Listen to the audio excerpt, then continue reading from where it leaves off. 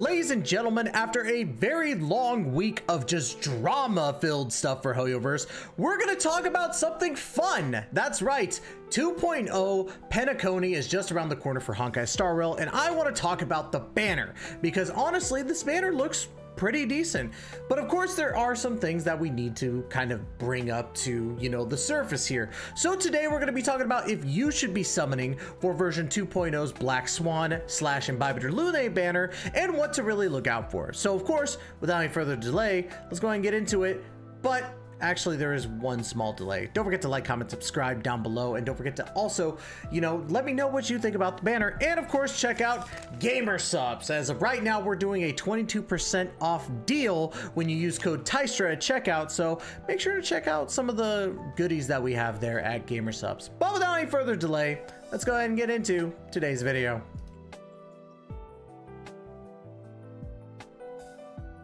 As you can see, we have Honkai stuff up.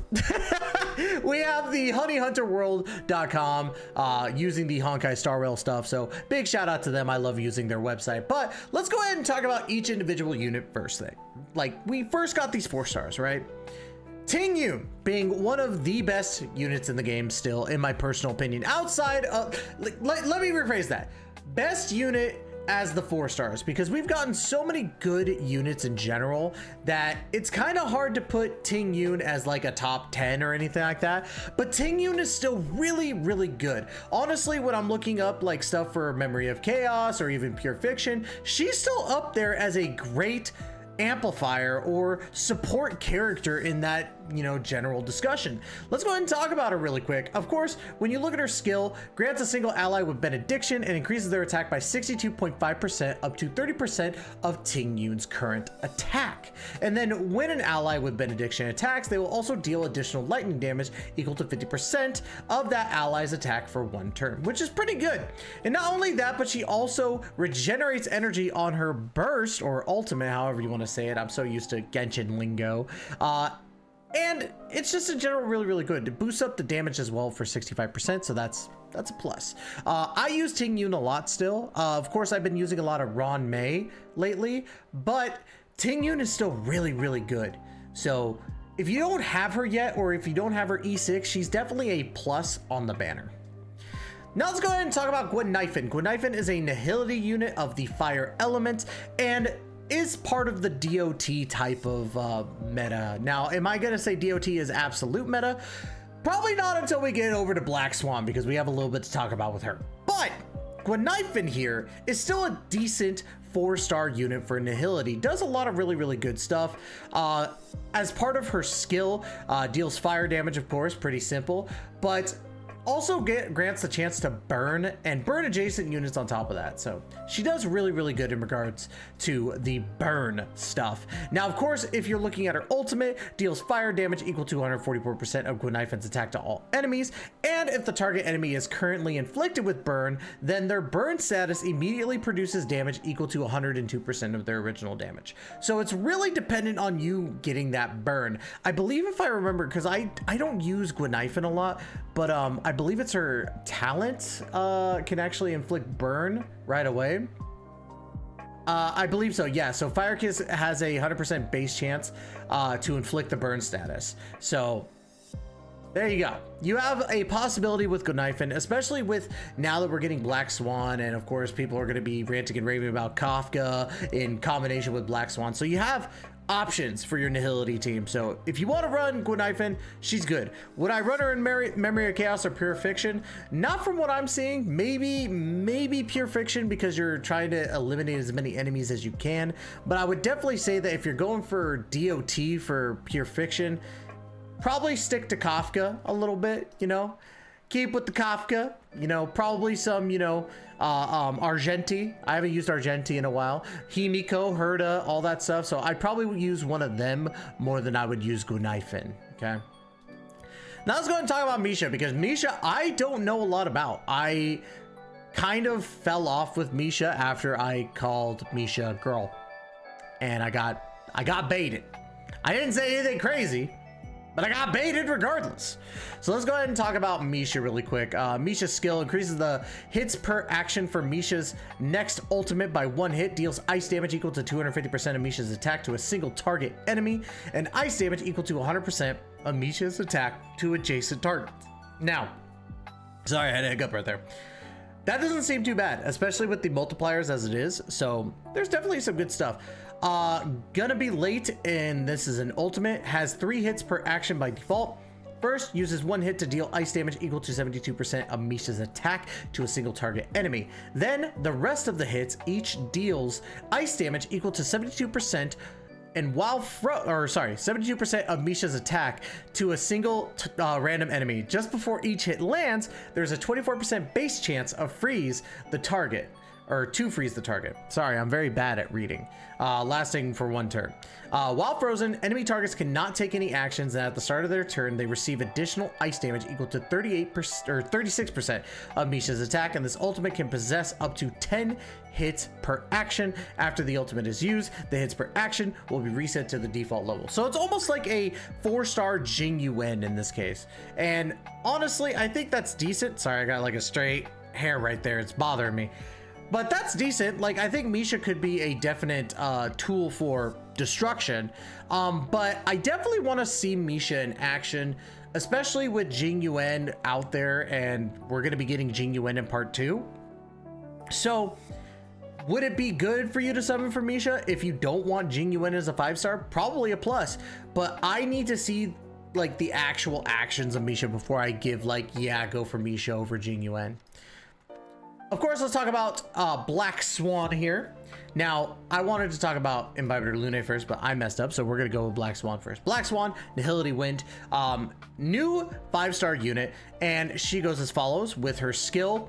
Deals wind damage equal to 112.5% of Black Swan's attack to a single target enemy and any adjacent targets. At the same time, there's a 100% base chance of inflicting 1 stack of Arcana on the target enemy and the adjacent targets, and there's a 100% base chance of reducing the defense of the target enemy and the adjacent targets by 23.8%, lasting up to 3 turns. Now, she's a defensive like debuffer, which is fantastic. I think debuffing with Nihility works really, really great, especially when you're also doing your DOT on top of that, so I can dig that. Now, of course, Bliss of the Overworld's Embrace ultimate inflicts epiphany, there we go, on all enemies for 2 turns. Enemies affected by Epiphany takes 30% more damage in their turn, and their Arcana effect is regarded as Wind Shear, Bleed, Burn, and Shock effects. In addition, when their Arcana effect is triggered at the beginning of the next turn, the Arcana stacks are not reset. The stack non-reset effect can be triggered up to 1 time in Epiphany's duration, and its charges are replenished when Epiphany is applied again. Deals wind damage equal to 144% of Black Swan's attack to all enemies. So Black Swan is going to be dealing a lot of damage and also debuffing the enemy with defense if you use the skill prior. Now, I think that's going to be an absolute win. Black Swan, I think, is going to be one of those Nihility units that is just going to be absolutely bonkers. And when paired up with a Kafka, I think that both of them are just going to be crazy. And she's extremely freaking hot. Let's call a spade a spade. She's extremely hot. I'm just saying. So let's go ahead and dive into Imbibitor Lunae. Now, I love Imbibitor Lunae.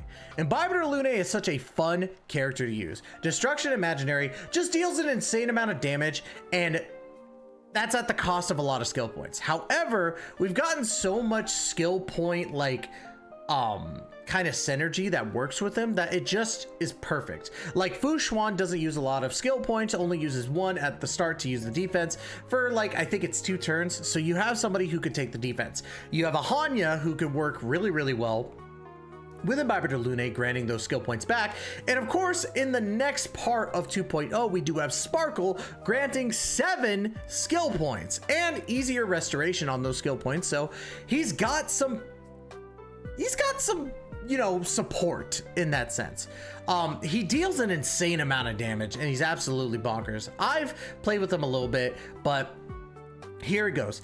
His normal like skill basically lets you charge up to 3 times and you do enhanced damage, and the damage is absolutely insane. So if you enhance 3 times, Benefit Lotus becomes Fulgurant Leap.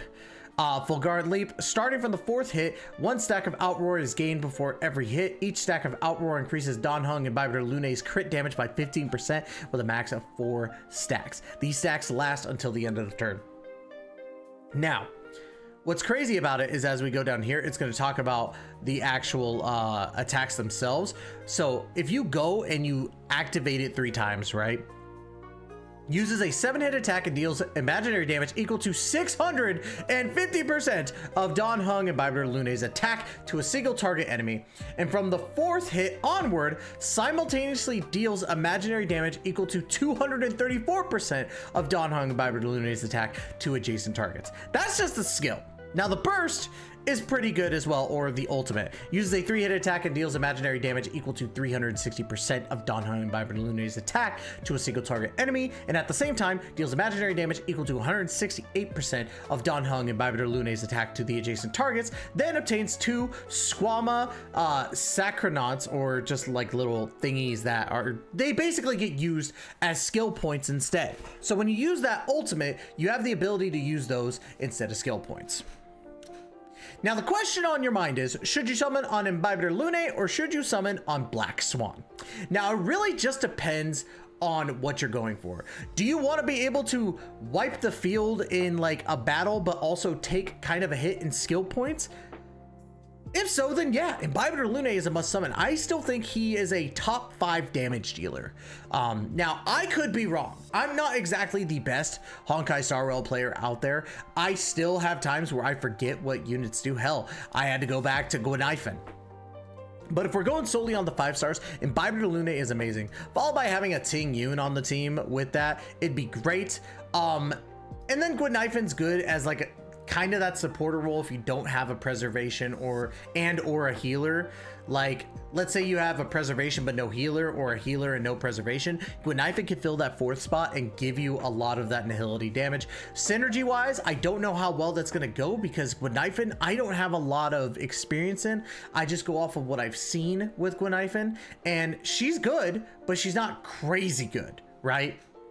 Misha is still kind of a, you know, dark horse, I guess, in a way, or not really a dark horse, but a mystery, because I see the kit and I think the kit sounds good, especially as a Jingyuan 4-star type of character, but I don't know. I need to actually play test Misha before I can give an okay on that.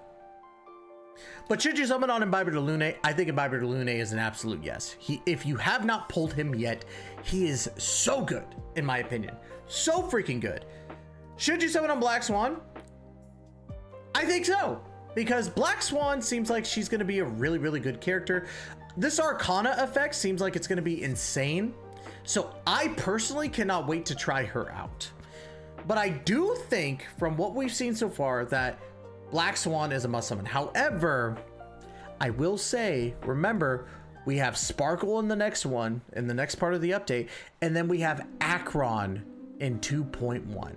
with also Adventurine as well. And I don't know what Adventurine or Akron do, but Akron's hot, okay?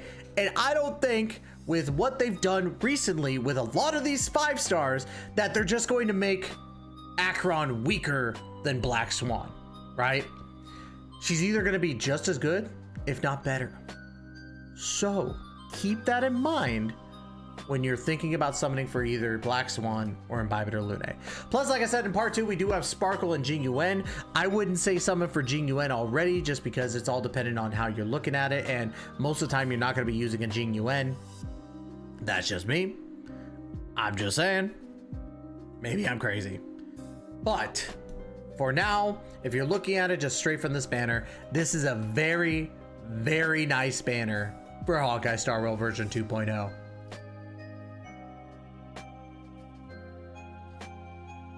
And y'all, that's going to be it for today's video. If you like the content, please make sure to hit that like and subscribe button down below. And don't forget to hit the notification bell to be notified of when the next Honkai Star Rail video comes out. Y'all, I have been so incredibly blessed by everybody who has supported the channel and given me such wonderful comments and even constructive criticism. So thank you everybody who is doing that.